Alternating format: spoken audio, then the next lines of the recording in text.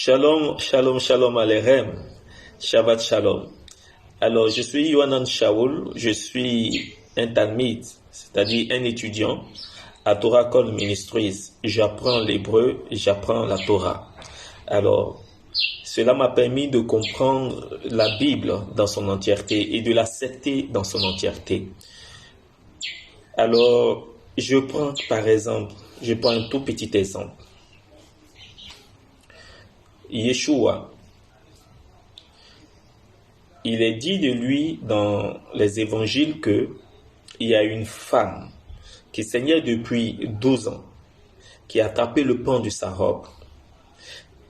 Il y a une force qui est sortie de lui et elle a été guérie. Mais le pan de sa robe, c'est quoi?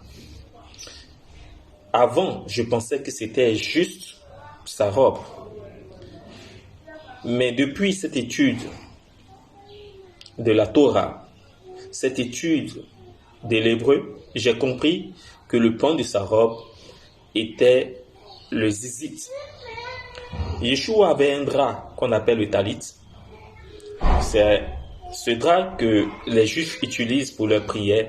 Et au bord de ce drap, il y a le zizit, comme dit Nom 15, versets 41 à 47. Faites des franges des 4 bouts de vos vêtements et mettez des fils d'azur. Donc ce sont des zizit. Et toutefois que vous regarderez à ces zizit, vous vous souviendrez de mes commandements pour ne pas pécher. Alors, quand elle a attrapé cela, elle s'est réconciliée avec la Torah, avec les commandements d'Élohim. Et il y a une puissance. Élohim qui a vu l'énergie, la foi qu'elle a mis en cela, a dégagé une puissance qui l'a touchée, elle a été guérie. Pour dire quoi? La Torah a pour racine l'aura. Et dans l'aura c'est la lumière.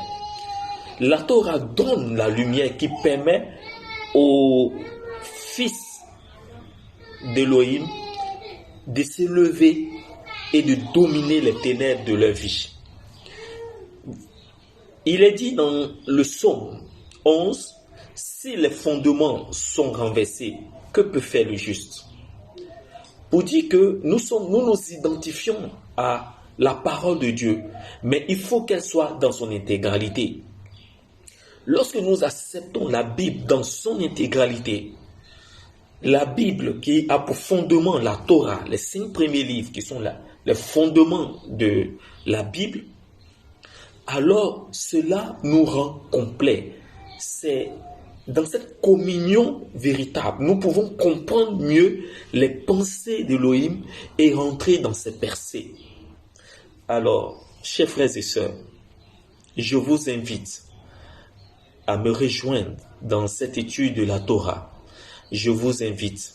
Et si vous ne connaissez pas en Côte d'Ivoire, alors vous avez la Yeshiva Torah Call Ministries qui vous aidera à étudier, à comprendre les pensées d'Élohim dans le contexte réel. Je prends encore un autre exemple.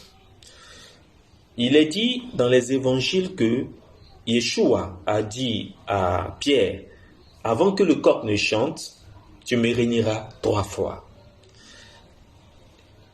Avant, je pensais que le coq, c'était nos coqs qui chantent ici les matins et les 18 heures par moment.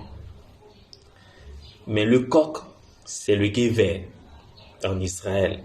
Celui qui, un peu comme ceux qu'on voit ici, souvent les cris des musulmans pour appeler les gens à la prière, en Israël, c'est le Gever.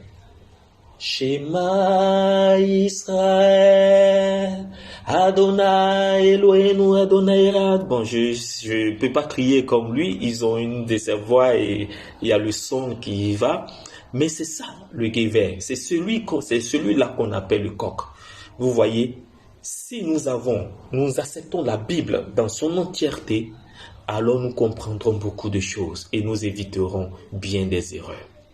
Alors, Shabbat Shalom Alechem, que Dieu vous bénisse.